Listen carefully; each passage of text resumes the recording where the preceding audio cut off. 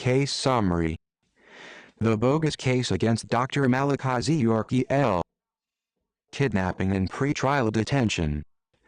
On May 8, 2002 AD, Dr. Malachi Z. York was arrested illegally under the name Dwight York in a parking lot of a Kmart shopping center in Milledgeville, GA, by FBI and over 100 law enforcement officers.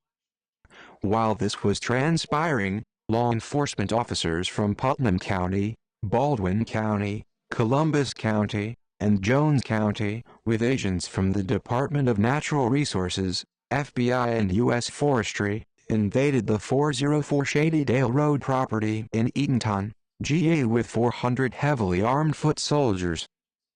Sheriff Howard Richard Sills again gave false information to the FBI that the Yamasee tribe was stockpiling weapons and were dangerous. He failed to mention to them that over the last 10 years the GBI, FBI, Putnam County Sheriff Department, have raided the property over 4 times, and found no weapons or evidence of criminal activity.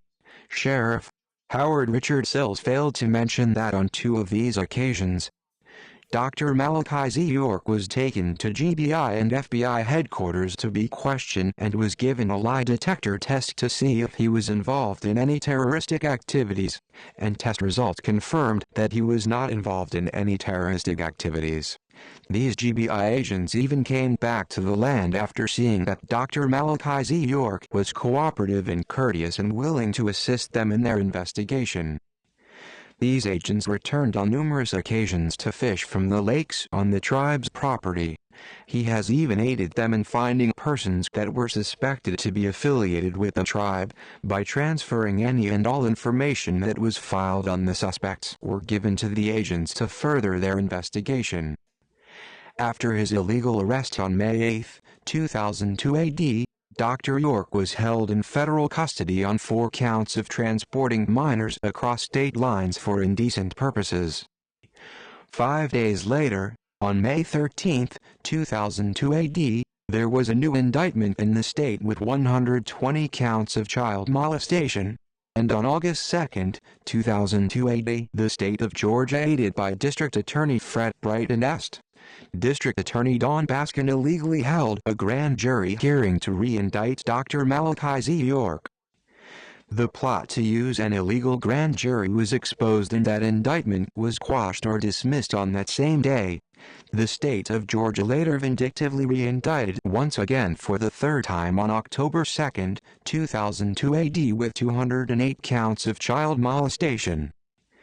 These charges are fabricated to establish a criminal case against Dr. Malachi Z.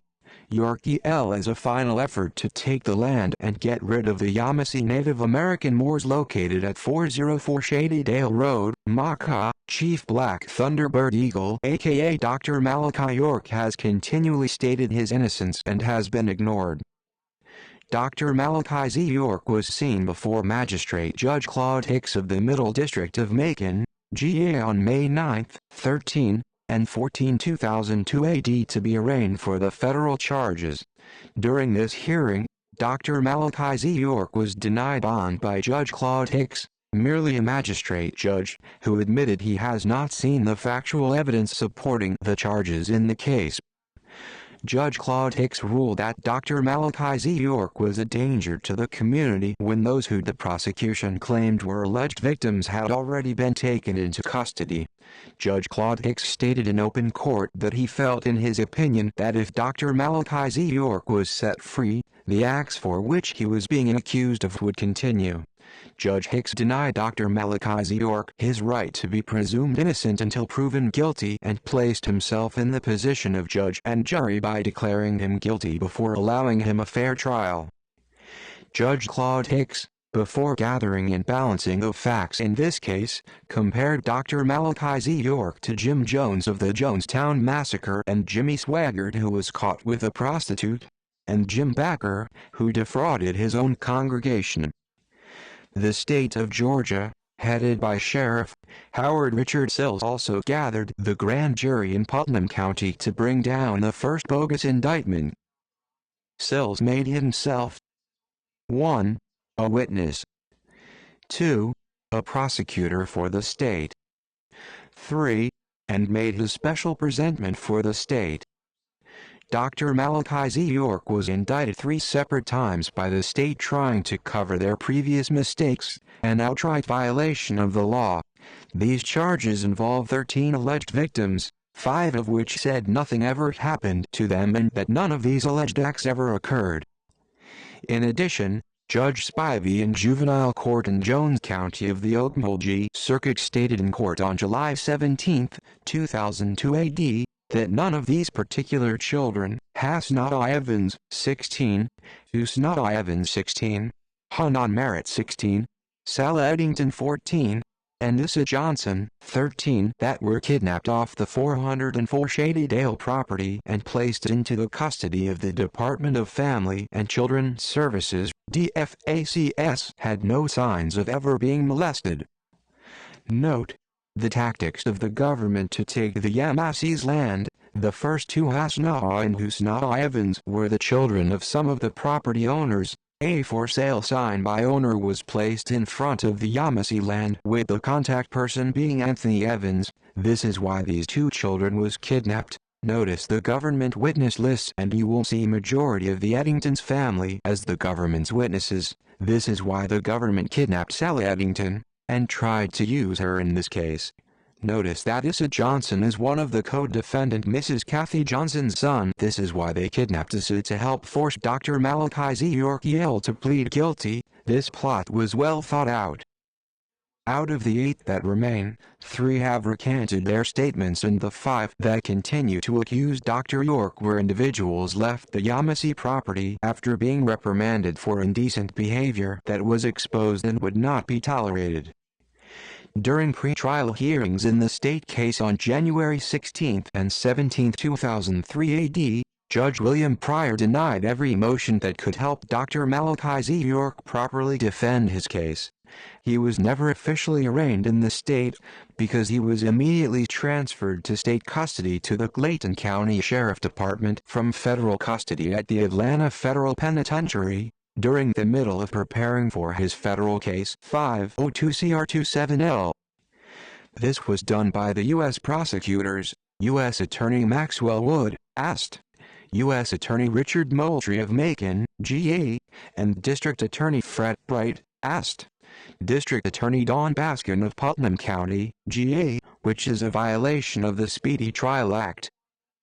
Dr. Malachi Z. York was forced, after being mentally and physically tortured, a violation of 42 U.S.C. 1983, to sign a plea agreement in federal court on January 23, 2003 AD and the state court on January 24, 2003 AD. Dr. York was illegally detained by the federal government for almost 2 years without a trial. He has been denied the right to a fair trial and the right to be innocent until proven guilty. He has been threatened with life in prison along with harm to his family and fellow tribal members if he persisted to taking his case to trial. Former defense attorneys Edward Garland and Manny Aurora attempted to have Dr. York committed to a federal mental institution for evaluation to see if he was mentally competent to stand trial. Dr. Malachi Z. York EL was held at the Metropolitan Correctional Center in New York, for this psychological evaluation for over 60 days, from August 14, 2003, October 20, 2003 AD. He was found to be competent and his Native American status was no longer in question. Dr. William Ryan of the Bureau of Prisons asserted in his report that he is a Native American African-American and competent to stand trial. His heritage should no longer be on trial and a reason to perceive him to be incompetent. After being tortured and forced to take a plea under duress, Dr. Malachi Z. York was incarcerated at the Jones County Sheriff Department in Gray, GA for an additional 6 months while awaiting sentencing, and the attorneys from the firm of Samuel, Garland and Loeb, after being paid $1.5 million, did not visit him once. Attorney Frank Rubino of Miami, FL, an international lawyer, was hired to aid Dr. Malachi Z. York argue the issue of his Native American status and putting it on the court record that he must be tried amongst his peers as he is a Native American, and be recognized as Maku, Chief, Black Thunderbird Eagle of the Yamasee Native Americans of the Creek Nation Seminole, Creek, Shoshone, Washita Mound Builders. Dr. Malachi Z. York E.L. is a descendant of Ben York through Old York, referred to as Yusef Ben Ali, a Malian Moor, as well as a Seminole from the Yamasee Native American tribe of Mound Builders. On October 24, 2003, the Macon Telegraph newspaper publicized plans for a second federal indictment which tainted the grand jury because of the negative pre-indictment publicity. The Middle District and Northern Districts of Georgia were already spoiled, which is supported by the change of venue granted by Judge C. Ashley Royal. Judge C. Ashley Royal's order stated that the negative media that has been published by the Macon Telegraph and Atlanta Journal-Constitution about New Albions and Dr. Malachi Z. York E.L. has been monitored by the court over the years, and these biased articles will adversely affect him being able to receive a fair trial. The trial was moved to Brunswick, GA, which is in the Southern District of Georgia, and it was revealed that the Brunswick News was given information by Putnam County Sheriff Howard Richard Sills, who in turn printed an article in their small-town newspaper titled, "Cult Leader to Stand Trial in Glynn." Sheriff Sills has vindictively spoiled the venue, as he previously did when the state trial was moved 20 minutes down the road to Newton County, Covington, GA. Sheriff Howard Richard Sills has purposely worked to keep Dr. Malachi Z. York E.L. from receiving a fair trial. In a letter drafted by AST, District Attorney Richard Moultrie and sent to Attorney Edward Garland, Attorney Manuber Aurora and Attorney Frank A. Rubino, dated October 2, 2003 AD, Federal Prosecutors U.S. Attorney Max Wood and Est. U.S. Attorney Richard Moultrie stated their intentions to seek a second federal indictment scheduled for November 15, 2003 AD. On November 20, 2003 AD, the United States government superseded the then-current indictment of 4 counts of transporting minors for the purpose of unlawful sexual activity and presented a new indictment to the grand jury in Macon, GA for violations of the RICO statutes and the Mann Act. The new indictment now alleges that the New Albion Nation of Moors was established for child molestation purposes. The second indictment was done because the government would not be able to try the case without the RICO statute because the alleged actions were outside of the statute of limitations. The grand jury was drawn out of the Middle District of Georgia, a location where Judge C. Ashley Royal had already ruled was tainted with negative pretrial publicity. The second indictment was a re-indictment, not a superseding indictment. In order for the indictment to be a superseding indictment, there would need to be new evidence presented, which creates a manifest need for a superseding indictment. WOW. This new indictment took the government 19 months to come up with. This shows that the federal government didn't do a thorough investigation and that they will do anything in their power to set up our Maku Black Thunderbird Eagle. On December 16, 2003 AD, Judge C. Ashley Royal stated in a public hearing that he would seek to have the courtroom closed to the public during the trial, yet he would allow only the media to be present in the courtroom, which is a violation of Dr. Malachi Z. York's Sixth Amendment right granted by the Constitution of the United States of America and a violation of the drafted Declaration of Human Rights for the United Nations. The federal trial, United States v. Dwight York. After nearly 2 years in pretrial detention, January 5, 2004 AD marked the start of the federal trial against Dr. Malachi Z. York, U.S. Federal District Court Judge C. Ashley Royal presiding. The trial was held in Judge Royal's hometown of Brunswick, Georgia in the Southern Judicial District due to negative pretrial publicity. Jury selection began at 9 a.m. Over 150 potential jurors entered the courthouse after passing an excessive amount of heavily armed federal and local police.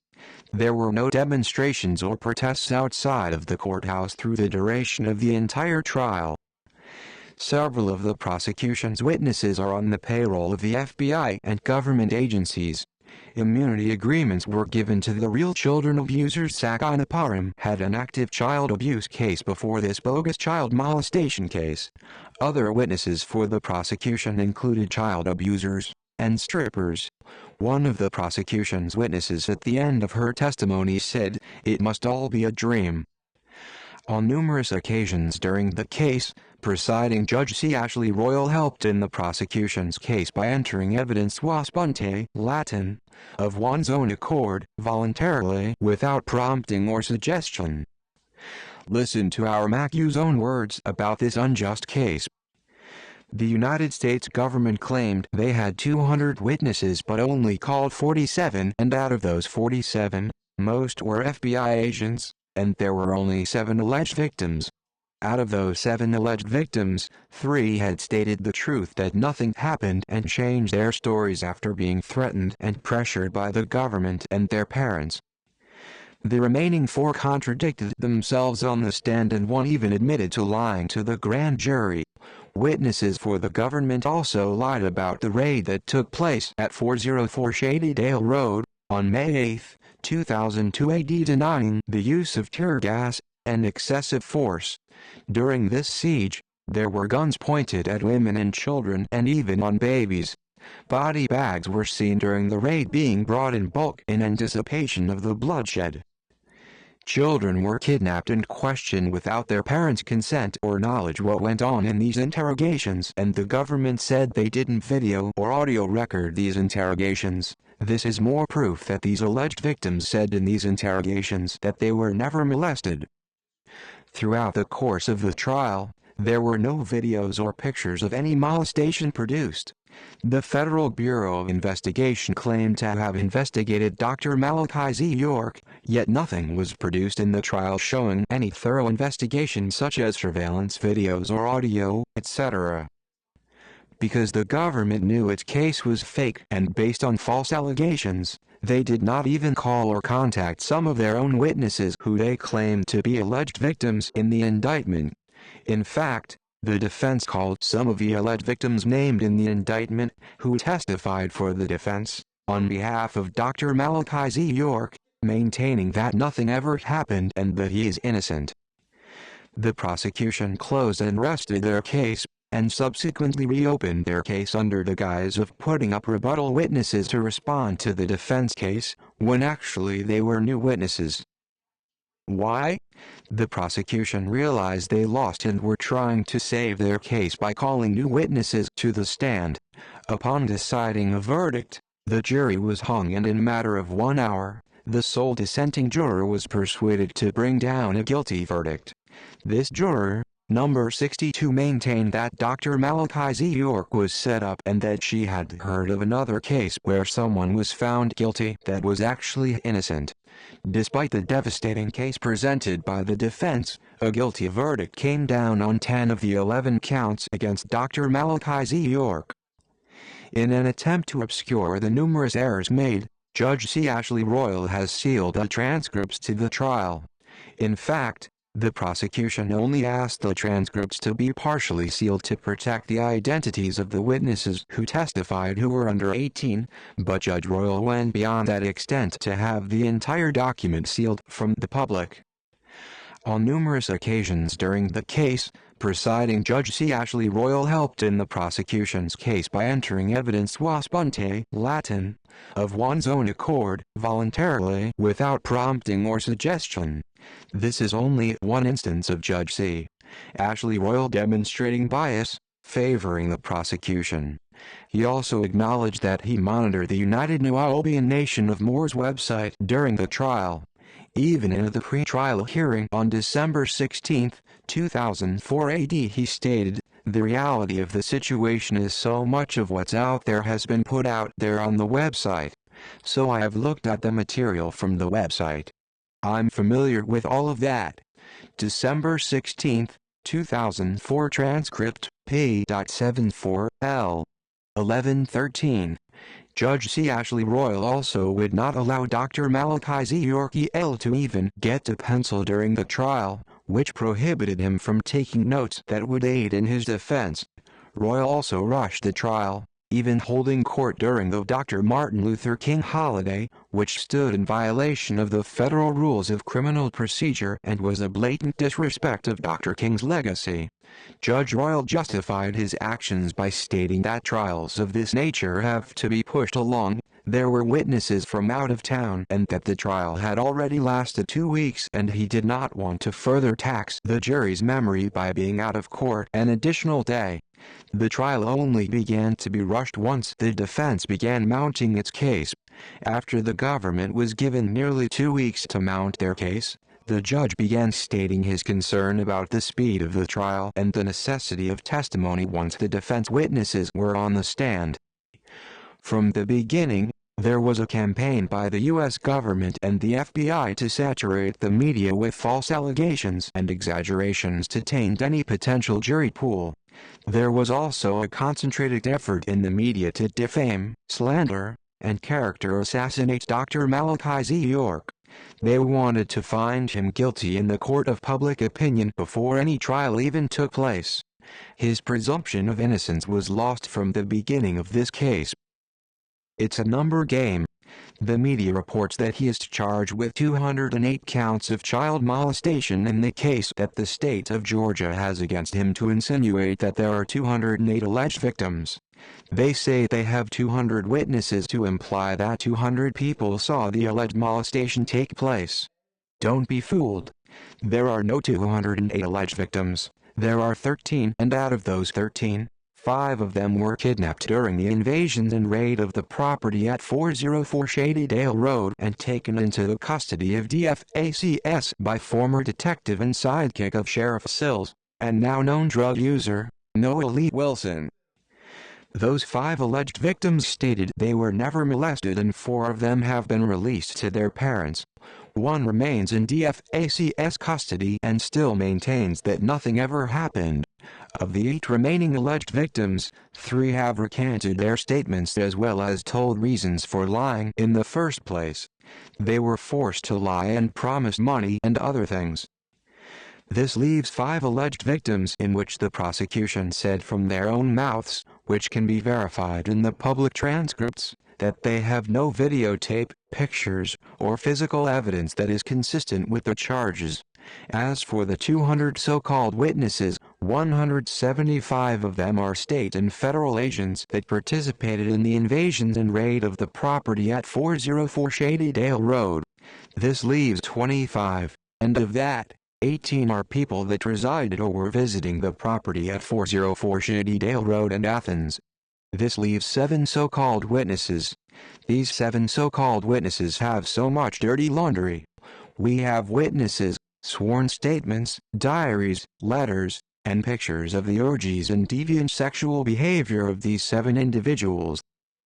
How they were into group sex exchanging partners. Defense had witnesses that attacked every aspect of the prosecution's allegations. These witnesses refuted all of their bogus claims, including Dr. Malachi Z. York is the undisputed leader and sole comptroller of everything and everybody in the organization. False. Horace Wright, the leader of the London community, testified to clear up this falsehood. Horace told the jury that he has video and audio tapes of himself teaching and leading his congregation in London. Horace also testified and told the jury what the word imam really means, one up front, and that he himself is the imam over in London. He also told the jury that there is no way that Malachi York could be Jesus or God or even 6,000 years old, and be born June 26, 1945. Horace read the back cover of a videotaped lecture of Dr. Malachi Z. York where Mr. York says, "I am not Jesus or a prophet." So much for those allegations. Dr. Malachi York sexually molested underage boys and girls. False. Every witness for the defense adamantly denied any such allegation. They also denied seeing anyone else being molested. The defense called 8 of the prosecution's very own alleged victims that they named in the indictment. All 8 denied any allegations of molestations. They all said no. Some of these alleged victims were served subpoenas, but were never called by the prosecution. Why? Because they knew that they would say no because it's all false. 2 of these alleged victims, Sakina Woods and Keturah Lampkin, weren't even served a subpoena, yet they were listed as victims in the indictment. The government is well aware of the lies and plot to destroy Dr. Malachi Z. York. Dr. Malachi Z. York transported or caused minors to be transported for unlawful sex. False. Even the prosecution's own witnesses testified that Malachi York did not transport any alleged victims from New York to Georgia. They testified that they traveled with their parents or others, but not with Dr. Malachi York. The defense witnesses testified that Dr. Malachi Z. York did not order anyone to travel to Georgia from New York. Dr. Malachi Z. York taught his followers that he is God. False. Not even the prosecution's witnesses testified to that. This is something the media along with the FBI and government wants the public to believe in order to say Dr. Malachi York had control over people. All of the defense witnesses laughed at the U.S. attorney when this issue came up in court. Dr. Malachi Z. York claimed to be Jesus. False. The government claims that Malachi York ordered his followers to refer to him as Imam Isa, which they say means Father and Jesus respectively. Firstly, no one testified that Dr. Malachi York ordered anyone to call him Imam Isa. Secondly, anyone can look up the Arabic word Imam and see that it means one up front. The prosecution stuck their foot in their mouth when it comes to the word Isa, meaning Jesus, because Isa Johnson, an alleged victim, called to the stand by the prosecution and said he was never molested and never saw anyone get molested. His name is also Isa, and thus would also make him Jesus, which was never asserted by the prosecution, although it is the same name. Dr. Malachi York structured cash to evade reporting requirements. False. Defense witness Neil Dukoff, who is Malachi York's tax accountant and whose father was his accountant before that for over 30 years. Mr. Dukoff testified, from 1996 to 2001, Dr. Malachi Z. York reported well over $1 million in taxes for each year. He also testified that Malachi Z. York paid more taxes than he should have for each of those years. Dr. Malachi Z. York was never audited by the IRS and never received any notice from the IRS. The prosecution produced no such documents. You be the judge. Why would Dr. Malachi Z. York even open a bank account if he was trying to evade reporting requirements? Post-trial on April 23, 2004 AD, Reverend Dr. Malachi Z. York was sentenced to 135 years, an excessive sentence, an innocent man, and for the crimes for which he was falsely accused. In addition, the sentence was based on sentencing guidelines for 2002 AD, when the guidelines for 1993 AD should have been used. Following the sentencing hearing, a restitution hearing was held in order to determine whether alleged victims should receive money as restitution for alleged crimes perpetrated against them. This resulted in Dr. Malachi Z. York having to pay the government's partial cost of prosecution of $113,402.53 as well as $579 in restitution payment to the victims and to cover psychiatric treatment and educational services. On May 7, 2004 AD, a restitution order in the amount of $566,066 was granted and signed by Judge C.A. Royal.